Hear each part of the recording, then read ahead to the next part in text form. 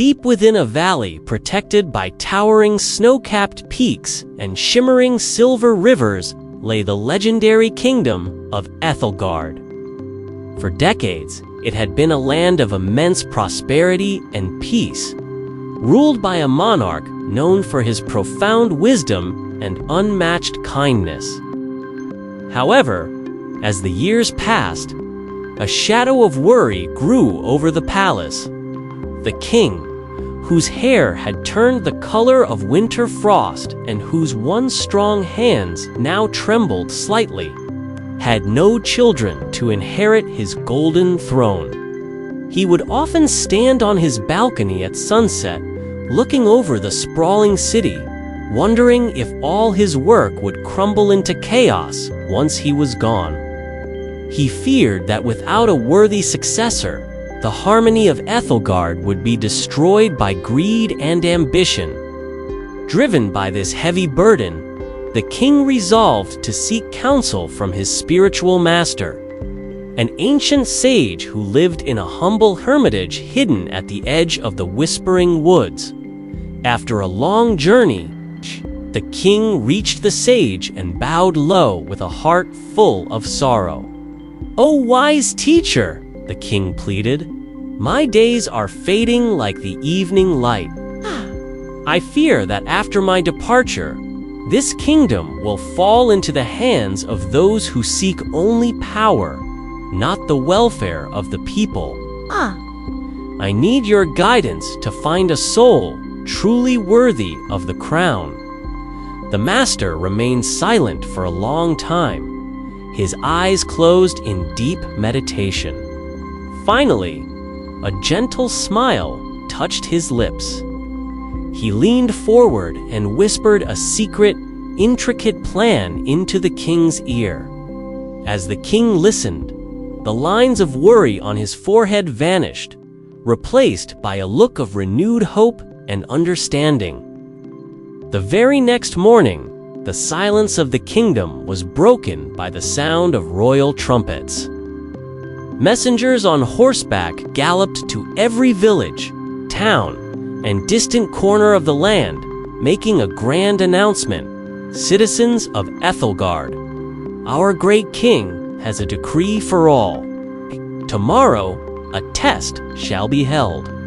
Whoever manages to reach the inner sanctum of the royal palace before the final ray of the sun disappears behind the horizon shall be declared the rightful heir to the throne." When the high minister heard this, he was baffled.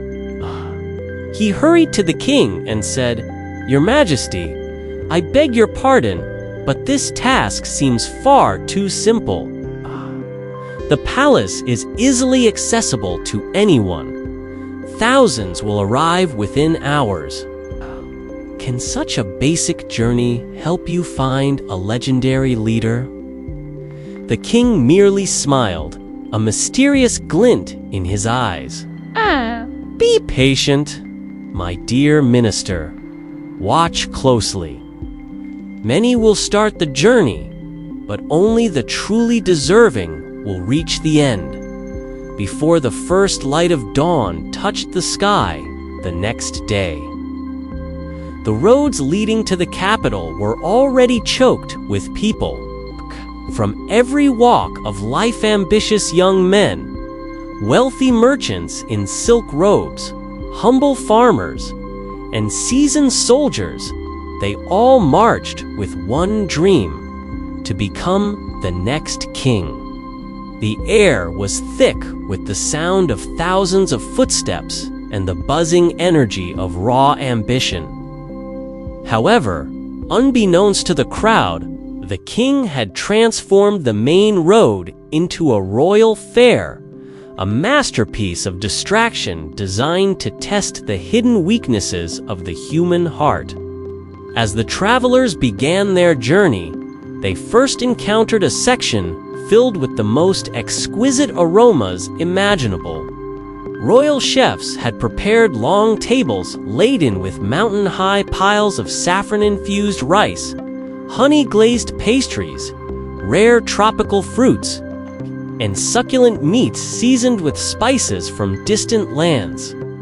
For those who had traveled far and were hungry, the temptation was overwhelming. What harm could there be in a small snack? Many whispered to themselves. The palace is just over the hill. We have plenty of time. They sat down to eat, but the food was so delicious that they couldn't stop. They moved from one dish to another, their bellies becoming full and their minds becoming sluggish, completely losing sight of the ticking clock. Those who resisted the food soon found themselves in a plaza filled with the most enchanting music. Talented singers with voices like velvet and musicians playing golden harps created melodies so beautiful that they seemed to cast a spell. Nearby, dancers in vibrant, flowing costumes moved with the grace of wind-swept water. Thousands of people stopped in their tracks, mesmerized by the performance. Minutes turned into hours as they stood frozen in a trance of pleasure, their royal ambitions fading into the background of the music.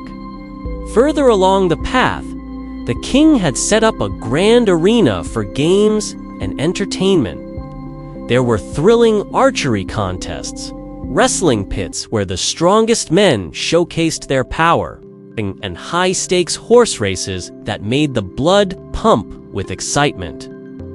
Many young men, filled with the spirit of competition, thought, "I will just participate in one match to prove my skill, and then I will run to the palace."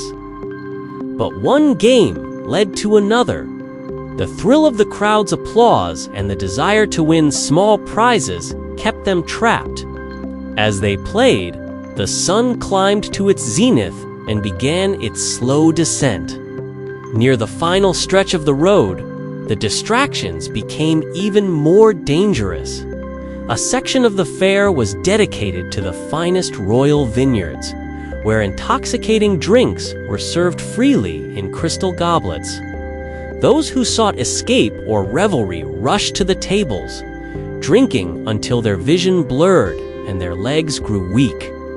And finally, at the very edge of the fair, the Garden of Desires, where beautiful men and women spoke with silver tongues, offering comfort and companionship. Many who had survived the hunger and the games fell victim here, lured away from the dusty road into the shadows of temptation, their goal forgotten in the heat of passion. As the sky began to turn into a canvas of deep orange and burning gold, the king and his minister stood on the palace balcony. To the minister's absolute shock, the road leading to the gates was empty. "Your Majesty," he cried, "thousands began this morning. Is it possible that not a single person in this kingdom possesses the discipline to reach us?" The king remained calm. "The fair has claimed them, minister. It did not use chains or walls, but their own desires." Suddenly, just as the sun's lower rim touched the distant horizon, a solitary figure appeared. It was a young man named Johnny. He was covered in dust, his clothes were plain, and his face was matted with sweat, but his eyes were like burning embers, focused and unyielding. Johnny had walked through every inch of that fair. He had smelled the food while his stomach was empty, but he had whispered, "The king is my goal," and kept walking. He had heard the music that tempted his soul to rest, but he told himself, "My destiny is further ahead." He had seen the games and the wine, and though his body screamed for rest and his mind was pulled in 1,000 directions, his heart remained anchored to his purpose. When Johnny finally reached the massive palace gates, the guards acting on the king's orders tried one last time to distract him. "Stop!" they shouted. "The king has finished his business for the day. There is a feast inside for the workers. Go there first and come back tomorrow. You are too late anyway." Others have already taken the seats of honor. Johnny didn't even blink. He looked the guards in the eye and said firmly, "I did not come for a feast, and I did not come to be early or late. I came to reach my goal. Step aside." He pushed past them and entered the great hall. Inside, the king rose from his throne, tears of joy glistening in his eyes. He walked down the marble steps and placed a hand on Johnny's shoulder. "Tell me, Johnny," the king asked, his voice thick with emotion, "did you not find the wonders of the fair attractive? Did you not want to taste the wine or join the dance?" Johnny bowed deeply and replied, "I saw them all, Your Majesty. But I knew that if I stopped for a moment of pleasure, I would lose the lifetime of service I came here for. My eyes were fixed on the throne, not the road." The spiritual master, standing nearby, smiled and declared, "This is the mark of a true leader. A king is not defined by the crown he wears, but by his ability to conquer his own impulses." The king then turned to his court and announced, "Behold your new leader. Johnny has proven that he cannot be bought, distracted, or tempted. He is the master of himself, and therefore, he is fit to be the master of Ethelgard." Lessons for the journey of life. This story is a mirror for our own lives. Whenever we set a great goal, the world will set up a royal fair to stop us.